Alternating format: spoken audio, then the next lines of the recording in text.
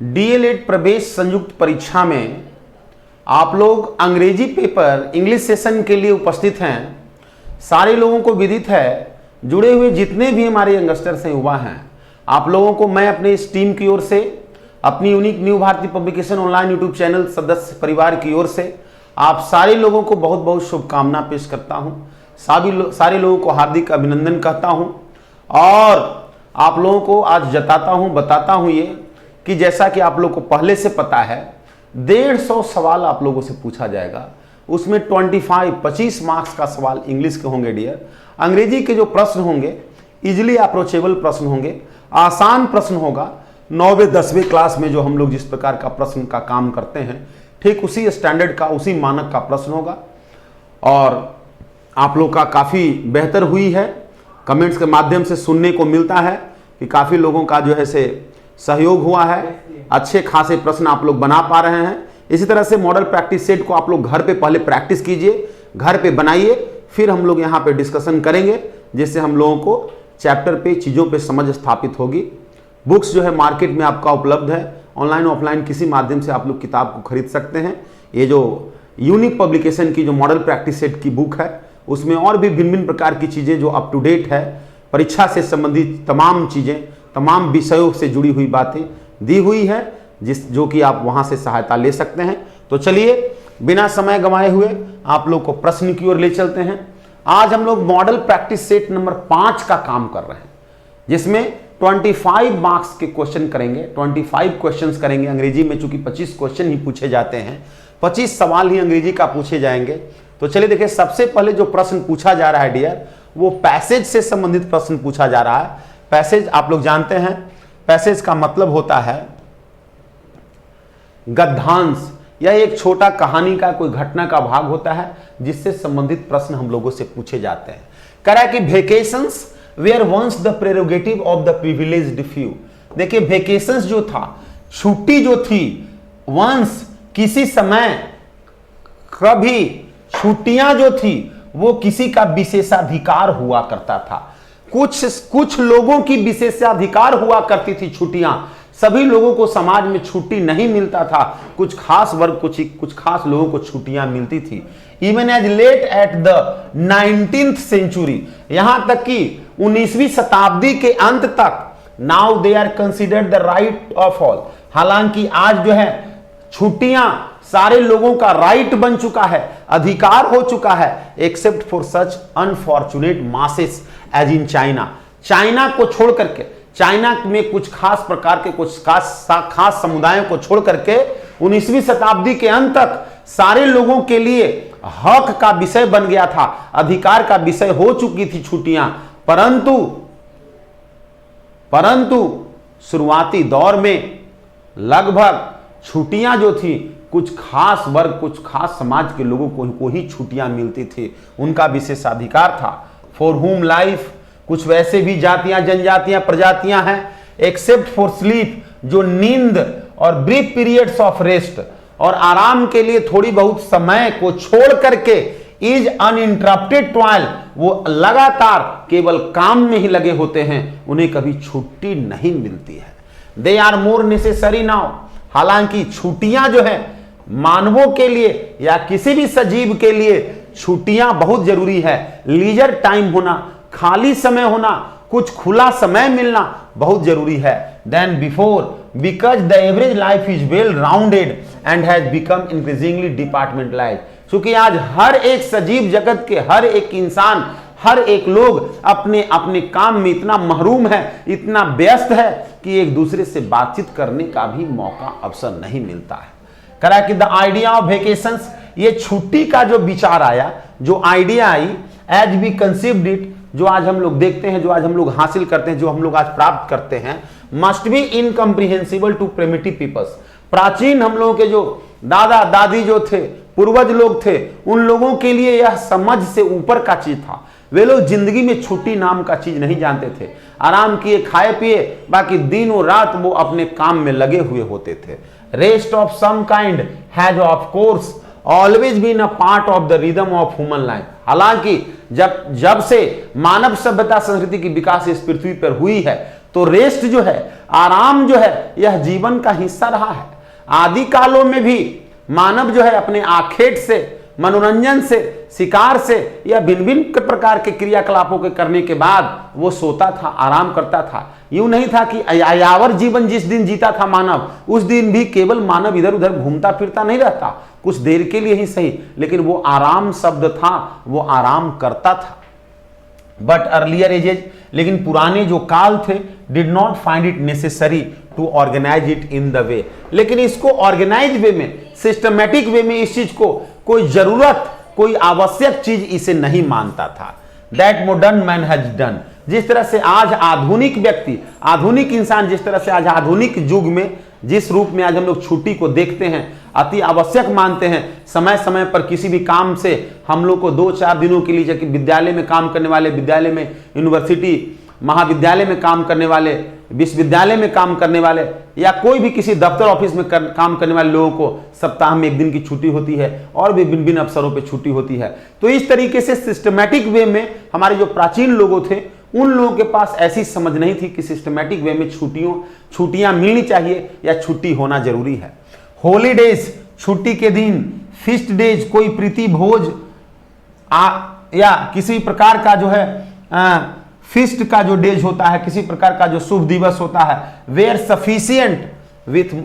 Sufficient, वह बहुत था। Correct, with modern man's increasing tension, आज जो आधुनिक जो इंसान है, आधुनिक जो व्यक्ति है, इसकी टेंशन बढ़ रही है, काम करने का इनके ऊपर जो है प्रेशर बढ़ रहा है, जिससे with the useless quality of so much of his work, आज भिन्न भिन्न प्रकार का ऐसा भी काम में मानव लिप्त है, रत हैं, जो यूजलेस है, जो बेकार के हैं। This break in the year's routine became steadily more necessary, अतः इन तमाम मानव के भाग दौड़ की जिंदगी में आज एक साप्ताहिक ही सही, सप्ताह में ही सही, 15 दिनों पे पक्षिक ही सही, मासिक ही सही, अर्धवार्षिक ही सही या वार्षिक ही सही, एक रूटीन वे में, ईयर्स रूटीन, एक साल की रूटीन होती है और उसमें ब्रेक, उसमें छुट्टी, बिकेम स्टेडली मोर नेसेसरी, आज बहुत ही आवश्यक हो गया है।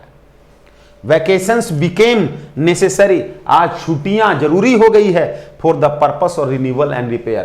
किस चीज के लिए? मानव को भिन्न भिन्न प्रकार के तनाव, प्रेशर, अनिद्रा से दूर करके उसे एक नई स्फूर्ति, एक नई उमंग, उसके अंदर एक नई जोश, एक नई ऊर्जा का संचार करने के लिए छुट्टियां होना आज के जीवन में, आधुनिक मानव की पद्धतियों में आवश्यक समझी जाने लगी है, आवश्यक हो गई है। तो आइए, ये एक पैसेज हो गया छुट्टी से संबंधित। अब इसी पे आधारित हम लोगों का प्रश्न है dear, the author's main purpose in this passage is to, ये जो लेखक है इस कहानी का, इस आर्टिकल्स का, इस लेख का, उसका मूल उद्देश्य क्या है? तो वो छुट्टी क्यों जरूरी है, छुट्टी कैसे समाज में आया, इसके बारे में ही चर्चा कर रहा है। Explore the history of vacation नहीं, tell why vacations have become more common, contrast holidays and festive, demonstrate that vacations are not really necessary, necessary नहीं है ऐसा तो कहीं कहा ही नहीं गया है। टेल, वो यह बताना चाहते हैं why vacations have become more common, कि आज वेकेशंस जो है, ये छुट्टियां जो है हमारे जनजीवन में सामान्य हो गया है, बिल्कुल जरूरी चीज हो गया है। क्यों हुआ, कैसे हुआ, इसी चीज के बारे में उन्होंने जो है इस पैसेज में बताने का कोशिश किए हैं। अर्थात सटीक जो जवाब होगा हम लोग का 2 नंबर जवाब हो जाएगा डियर। आगे प्रश्न कह रहा है अकॉर्डिंग टू द पैसेज, गद्यांश के अनुसार वी नीड वैकेशंस, गद्यांश में बताई गई है वी नीड वैकेशंस, हम लोगों को छुट्टियां चाहिए, now more than ever, because कभी भी किसी भी युग के तुलना में आज के मानव को छुट्टियां अधिक चाहिए, क्योंकि वी हैव, हम लोगों के पास है, क्या है, ए मोर केयरफ्री नेचर, हमारी नेचर बिल्कुल केयरफ्री हो गई है। Little diversity in our work नहीं, मच मोर फ्री टाइम नहीं, a higher standard of living, आज हम लोगों की जो स्टैंडर्ड ऑफ लिविंग हो गई है काफी हायर हो गई है, काम का प्रेशर बहुत ज्यादा हो गया है, तो इसलिए छुट्टियां हम लोगों को जरूरी हो गया है। It is implied in the passage, passage में ऐसा बताया गया है कि आवर लिव्स आर वेरी, आज हमारी जो जिंदगियां हैं, हम लोगों की जो जिंदगी है वह बहुत ही क्या है, हैबिचुअल है, पेट्रोटिक है, इंडिपेंडेंट है कि वैरिड है, बहुत वैरिड है, भिन्न भिन्न प्रकार के कामों में, भिन्न भिन्न जगहों पे भिन्न भिन्न प्रकार के लोग अपने अपने कामों में रित हैं, वैरिड है, हो गया है, बहुत भाग दौड़ वाली हो गई है, भिन्न भिन्न कामों में उलझे हुए हैं लोग, वैरिड है। As used in the passage, passage में एक वर्ड यूज किया गया है प्रेरोगेटिव। प्रेरोगेटिव का मतलब क्या होता है, ये पैराग्राफ फर्स्ट में ही कि लाइन फर्स्ट में ही। प्रेरोगेटिव का मतलब होता है हमारे विशेषाधिकार। विशेष अधिकार, हैबिट नहीं होगा, रिक्वेस्ट नहीं होगा, होप नहीं होगा, प्रिविलेज। प्रिविलेज का मतलब भी होता है विशेषाधिकार। अतः सही सिनोनिम्स जो होगा प्रेरोगेटिव का वह हो जाएगा माय डियर प्रेरोगेटिव का privilege. The contemporary attitude towards vacations, आज के वर्तमान समय में वेकेशंस के प्रति, छुट्टियों के प्रति जो लोगों की जो एटीट्यूड है, जो सोच है, इज बेस्ट एक्सप्रेस्ड, वो बेहतर तरीके से एक्सप्रेस करता है by which of the following proverbs, निम्नलिखित में से कौन सा प्रोवर्ब्स है जो सबसे ज्यादा उसको व्याख्या करता है। A penny saved is a penny earned, नहीं, जो कम खोएगा वो कम पाएगा, नहीं। The devil finds work for idle hands, नहीं। Many hands make light work, बहुत लोग मिलकर के छोटा काम किए, नहीं। All work and no play, जो केवल और केवल काम करता है, कोई छुट्टी का समय नहीं लेता है, वह इंसान जीवन में नीरस हो जाता है, अमानवीय जीवन जीने की ओर आतुर हो जाता है। अर्थात यह छुट्टी का मांग कर रहा है, छुट्टी जीवन में सार्थक समझ रहा है। अर्थात 3 नंबर जो प्रोवर्ब्स है हमारे इस पैसेज के हिसाब से सबसे सुटेबल है। अब देखिए पुनः एक और पैसेज आ गया my dear, second number passage आ गया। अब देखिए सेकेंड नंबर पैसेज में इस क्या कह रहा है।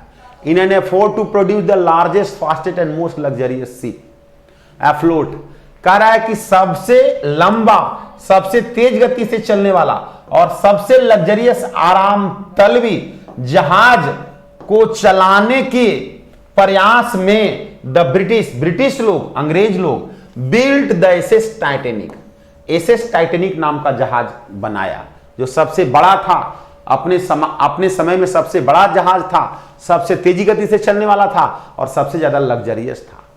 इट वॉज सो सुपीरियर, यह इतना सुपीरियर था, हाई क्वालिटी था, to anything else on the seas, समुद्र में चल रहे पूरे विश्व के जहाजों में इतना वो हाई क्वालिटी का था, that it was dubbed unsinkable, so sure of this, कि उसे अनसिंकेबल कहा जाता था, अनसिंकेबल माना जा रहा था, जो कभी भी पानी में डूब नहीं सकता। सो श्योर ऑफ दिस, उसके प्रति उसके निर्माता जो थे इतना आश्वस्त थे, वर द ऑनर्स, उसके ऑनर्स, उसके मालिक, उसके निर्माता इतने आश्वस्त थे, इतना आश्वस्त थे, that they provided only 20 life boats, कि उस उतने बड़े जहाज पे मात्र 20 ठो लाइफ बोट्स रखे थे, and rafts and less than 1/2 the number needed for the 27 passengers on board.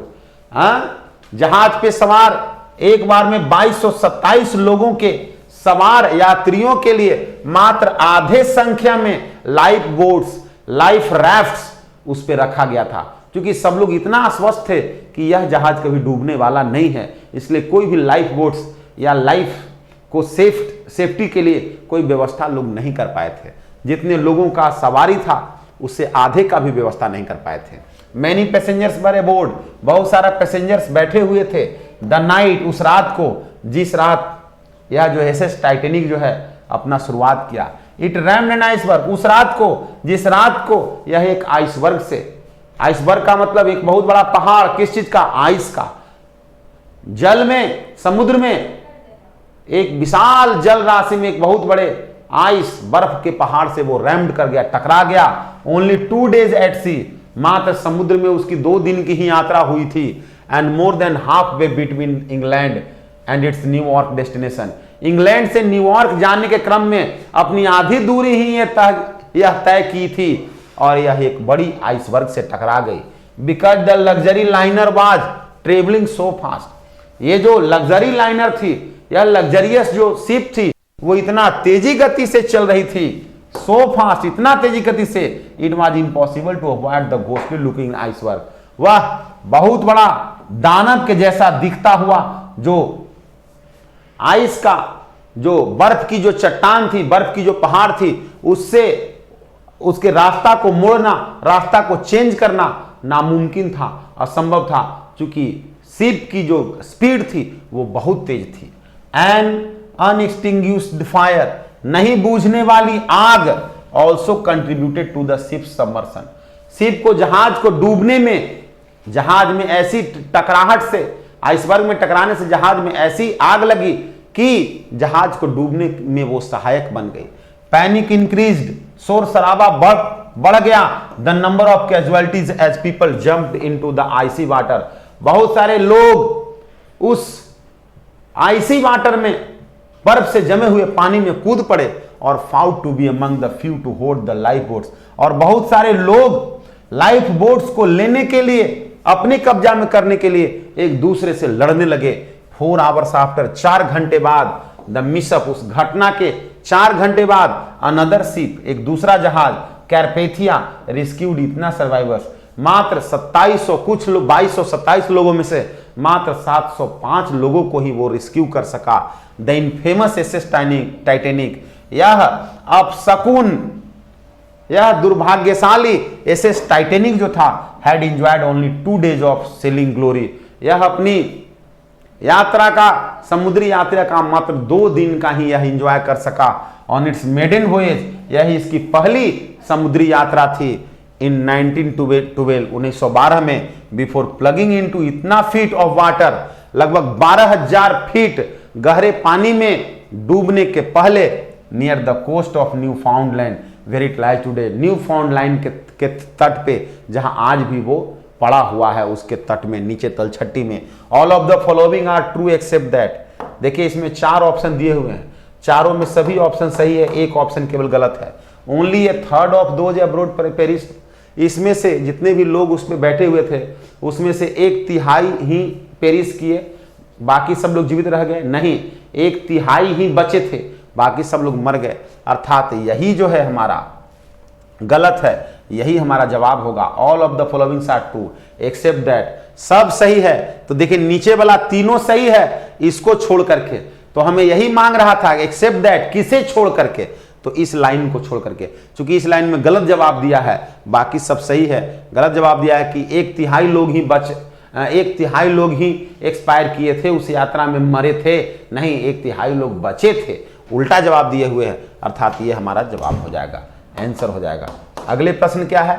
All of the following contributed to the large death toll except, इसमें और क्या चीज था जो क्या बोलता है डेथ का कारण बना? तो वो क्या था भाई? फायर।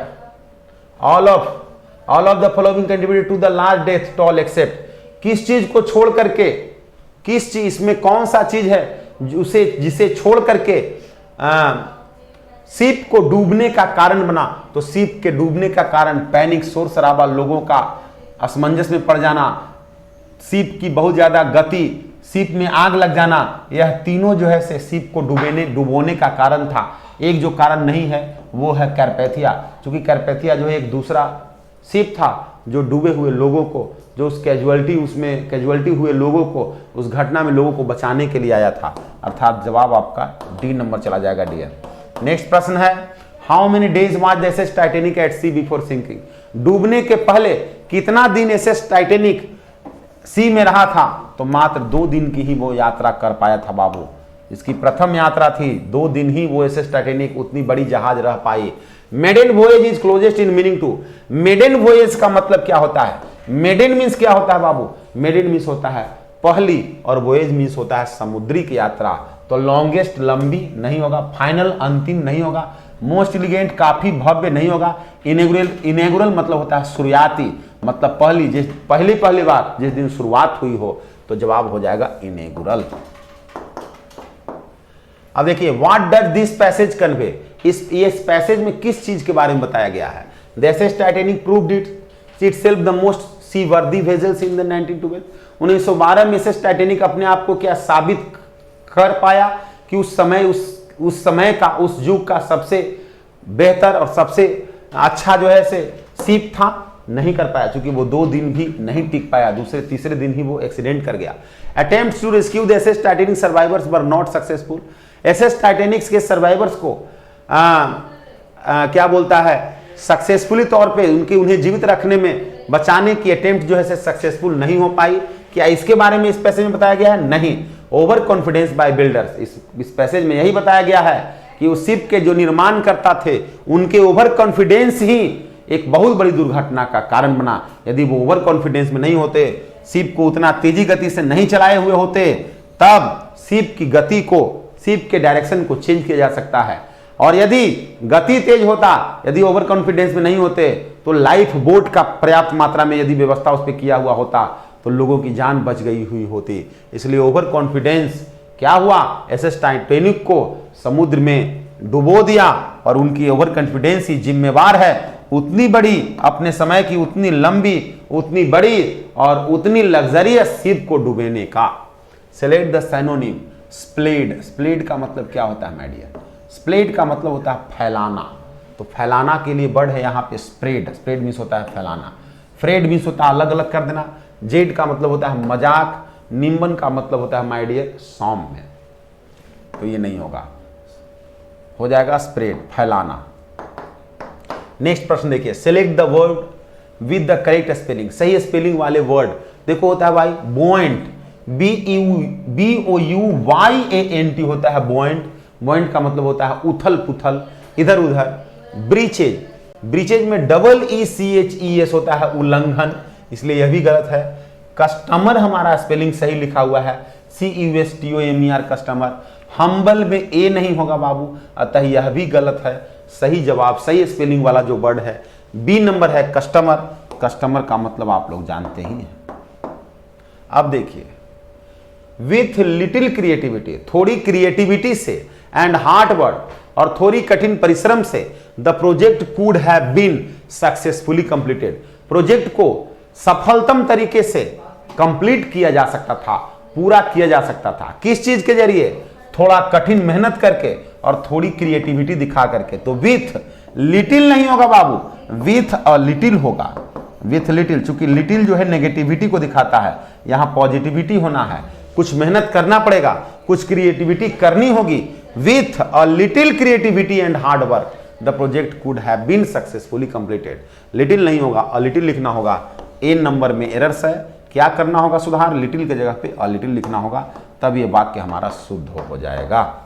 नेक्स्ट प्रश्न है बाबू, hardly had she finished her dinner.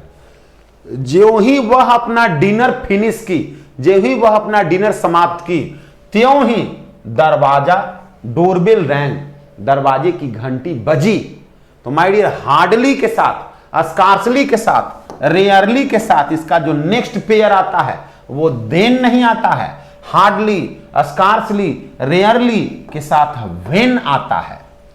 Then आता है इफ के साथ, इफ के साथ देन आता है। नो सुनर के साथ देन लगता है। हार्डली, स्कार्सली, रेयरली के साथ व्हेन कंजंक्शन लगता है। ये कोरिलेटिव कंजंक्शन है। जिस तरह से आइदर के साथ और लगता है, नाइदर के साथ नॉर लगता है, नॉट ओनली के साथ बट ऑल्सो लगता है, इफ के साथ देन लगता है, नो सुनर के साथ देन लगता है, उसी तरह से हार्डली के साथ व्हेन का प्रयोग करते हैं। देन वहां जो लिखा हुआ है गलत है, व्हेन होगा। नेक्स्ट प्रश्न जो कह रहा है बाबू, new kid on the block. New kid on the block का मतलब होता है बाबू नव आगंतुक, नए मेहमान, नया आया हुआ। ए न्यू कमर, जवाब क्या होगा? अ न्यू कमर, एक नए आगंतुक, नया गेस्ट, नया आया हुआ, नवागत। एमिएबल का मतलब क्या होता है डियर? एमिएबल का मतलब होता है सौहार्द व्यवहार, दोस्ताना व्यवहार, अच्छा व्यवहार, कुशल व्यवहार होना। हॉस्टाइल मीन्स होता है दुश्मनागत, ये नहीं होगा। चूंकि हमसे प्रश्न क्या पूछ रहा है? सिनोनिम पूछ रहा है, समान अर्थ वाला शब्द, ये गलत हो जाएगा। चीयरफुल मीन्स प्रसन्नचित, यह भी नहीं होगा। बैसफुल मीन्स होता है संकोचपूर्ण, असमंजस का स्थिति, यह भी नहीं होगा। एमिएबल का सही जवाब होगा फ्रेंडली। फ्रेंडली का मतलब होता है दोस्ताना, दोस्ताना, फ्रेंडली। आगे बढ़िए। अर्ज, अर्ज का मतलब होता है माय डियर निवेदन करना, आग्रह करना। अब इसका उल्टा तो रिक्वेस्ट मतलब भी आग्रह करना, निवेदन करना नहीं होगा। परसुएड मीन्स मनाना नहीं होगा। TRIUMPH, ट्रम्प, ट्रम्प मीन्स क्या होता है? जीत, विक्ट्री, अतः यह भी जवाब नहीं होता। तो अर्ज मीन्स अपील करना, निवेदन करना, याचना करना। इसका उल्टा हो जाएगा डेटर, रोक देना, रोक देना, भंग कर देना, हटा देना। तो एंटोनिम सही उल्टा जो है अर्ज का हो जाएगा डेटर। इसमें जो ऑप्शन दिया हो उस ऑप्शन के हिसाब से। At the drop of a hat, at the drop of the hat का मतलब क्या होता है? At the drop of a hat का मतलब होता है माय डियर अचानक, शीघ्र, जल्दीबाजी में। ये आपका क्या है? अनेक से ये आइडियम्स है, आइडियम्स है। मुहावरा है, इसका मतलब होता है जल्दीबाजी में, शीघ्रता में। स्लोली मीन्स धीरे धीरे नहीं होगा। सेल्डम मीन्स कभी कभार नहीं होगा। लेटली बाद में नहीं होगा। इंस्टेंटली मीन्स अचानक, जल्दीबाजी में, शीघ्र, यही हो जाएगा आपका इंस्टेंटली। जवाब क्या होगा? इंस्टेंटली। नेक्स्ट प्रश्न को देखिए, आगे का प्रश्न क्या कह रहा है।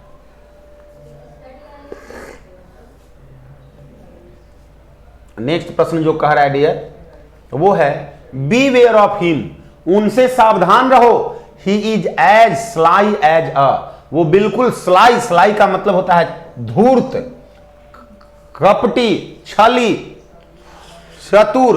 कह रहा है कि उनसे सावधान रहो। बी वेयर ऑफ हिम, उनसे सावधान रहो, वह बिल्कुल धूर्त हैं, कपटी हैं, चालाक हैं। किसके जैसा? चालाक फॉक्स को माना जाता है जानवरों में, फॉक्स के जैसा। धूर्त है, चालाक है, बदमाश है, विक्ड है। स्नेल का मतलब होता है बाबू घोंघा, उसको बहुत धीमा चलने के लिए, धीमी चाल के लिए जाना जाता है। गोट, गोट बेचारीपन के लिए जाना जाता है, असहायता के लिए जाना जाता है। रैबिट फुर्तीलापन के लिए जाना जाता है। फॉक्स जो है अपनी चतुराई के लिए, अपनी कनिंगनेस के लिए, अपनी धूर्तता के लिए जाना जाता है। अतः he is as sly as a fox, वह एक फॉक्स की भांति धूर्त है, चालाक है, कपटी है। अब देखिए, द मोबाइल कंपनी, मोबाइल की जो कंपनी है बाबू, चेंज्ड दियर हैंडसेट्स, मोबाइल की जो कंपनी है लास्ट ईयर, पिछला साल अपनी हैंडसेट्स को चेंज कर दिया है। एंड बाय डूइंग सो, और ऐसा काम करके, दे हैव मैनेज्ड, ऐसा काम करके वे लोग बिल्कुल मैनेज कर चुका है, टू इंप्रूव दियर सेल, अपनी सेल बढ़ाने में, अपनी सेल को बढ़ाने में वह क्या कर चुका है? सक्षम हो चुका है, संभव हो सका है। बिल्कुल वाक्य में कहीं कोई एरर्स नहीं है, वाक्य बिल्कुल सही है। जवाब आपका हो जाएगा बी नंबर, नो इंप्रूवमेंट, कोई गलती नहीं है। टू इंप्रूव दियर सेल में कहीं कोई गलती नहीं है। जवाब आपका 2 नंबर हो जाएगा, क्योंकि 2 नंबर में लिखा हुआ है नो इंप्रूवमेंट, मतलब कोई सही नहीं। A life history written by somebody else, किसी व्यक्ति का, किसी इंसान का जीवन वृतांत जो किसी दूसरे व्यक्ति के द्वारा लिखा गया है, उसको क्या बोलते हैं? उसे बोलते हैं बायोग्राफी। बायोग्राफी, किसी व्यक्ति का जीवन वृतांत। बिब्लियोग्राफी मतलब होता है पुस्तक की सूचियों का अध्ययन। ऑटोबायोग्राफी मतलब जीवन वृतांत जो खुद के द्वारा लिखा गया है। और म्यूजियोलॉजी का मतलब होता है माय डियर संग्रहालय विज्ञान, संग्रहालय के बारे में जानकारी रखने की विज्ञान। तो यह भी नहीं होगा। Life history of a person, किसी व्यक्ति का जीवन वृतांत जो किसी दूसरे द्वारा लिखा गया है, उसको बोलते हैं बायोग्राफी, जीवन दर्शन। अब आगे देखिए, ही कैन नॉट स्पीक स्पेनिक, वह स्पेनिश भाषा नहीं बोल सकता। Because he was born and brought up in Spain,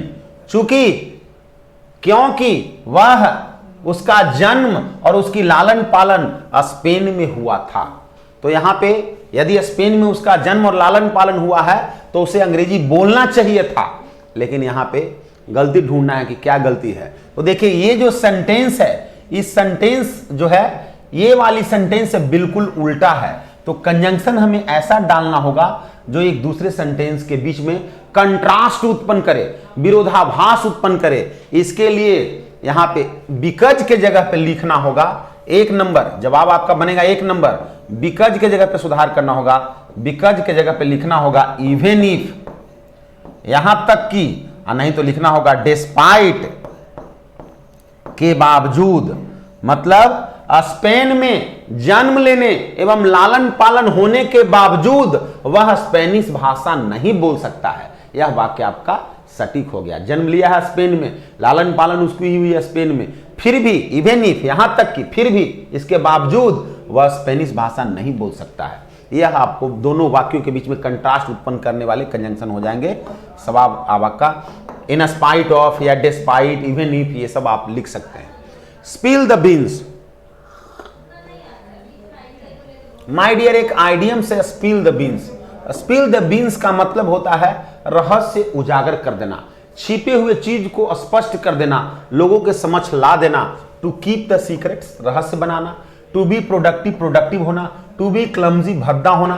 to leak the secret, secret को, रहस्य को उजागर कर देना, यही जवाब हो जाएगा 1 number, to leak the secret. My dear, जितने भी विद्यार्थी, जितने भी यंगस्टर्स जुड़े हुए हैं, आप सारे लोगों से एक गुजारिश, निवेदन होगा, यदि सेशन से आप लोगों को कुछ सीखने समझने को मिल रही है तो क्लिप्स को, वीडियोस को जरूर आप लोग लाइक करेंगे, अपने दोस्तों तक शेयर करेंगे। वीडियोस को जितना ज़्यादा से ज़्यादा लोग अपने दोस्तों तक शेयर करेंगे, हमें आपके दोस्तों तक पहुंचने में मदद मिलेगी, ज़्यादा से ज़्यादा लोगों का स्नेह प्यार मुझे प्राप्त होगी। बहुत बहुत शुक्रिया जुड़े हुए सारे साथियों का। देखिए नेक्स्ट जो वर्ड है डियर, वो लिखा हुआ है टर्बुलेंट। टर्बुलेंट का मतलब होता है माय डियर हो हंगामा, शोर शराबा, अशांति, अस्थिरता। इसका हमें सिनोनिम्स चाहिए, समानार्थक शब्द चाहिए। तो समानार्थक शब्द टर्बुलेंट का होगा वायलेंट। वायलेंट का मतलब ही होता है उग्रता, अशांति, शोर शराबा। एक्यूरेट का मतलब होता है हूबहू। माइजरेबल मीन्स होता है दयनीय। ट्रबलसम का मतलब होता है समस्याजनक, समस्या से युक्त। तो इसलिए ये तीनों ऑप्शन नहीं होगा, सही ऑप्शन हो जाएगा बाबू वायलेंट। अस्थिर, अस्थायी, शोर शराबापूर्ण, हंगामेदार। अब देखिए, द प्रिंस वाज टोल्ड, राजकुमार को बोला गया, to kill the dragon. Dragon को क्या करने के लिए? किल करने के लिए। देखिए टोल्ड भर्ब है, किल भर्ब है, दो भर्ब एक साथ आ रहे हैं। अब इन दोनों भर्ब को जोड़ने के लिए टू प्रीपोजिशन रखना होगा, लिखना होगा the prince was told to kill the dragon. तो जवाब आपका कहां होगा बाबू? जवाब जो होगा the king was told to kill the dragon. यहां D number option, was told to kill the dragon. Dragon को मारने के लिए प्रिंस को बोला गया, but in order to do so, लेकिन ऐसा करने के जगह पे, करने के वास्ते he had to cross the forbidden mountains. उसे फॉरबिडन माउंटेन्स को क्रॉस करना पड़ा, पार करना पड़ा। इस तरह से आज का हम लोगों का ये जो 25 क्वेश्चन का जो सेशन था डियर, यहीं पे समाप्त होता है। जुड़े हुए जितने भी स्टूडेंट्स हैं, सारे लोगों को बहुत बहुत शुभकामना, बहुत बहुत धन्यवाद। चलिए आइए, आज का सेशन यहीं पे हम लोग समाप्त करते हैं। मिलेंगे अगले दिवस में। सब लोग बहुत बहुत शुक्रिया, बहुत बहुत धन्यवाद। आप लोग सेट को बनाइए, घर पे प्रैक्टिस कीजिए, फिर हम लोग डिस्कशन करते रहेंगे। शुक्रिया, धन्यवाद।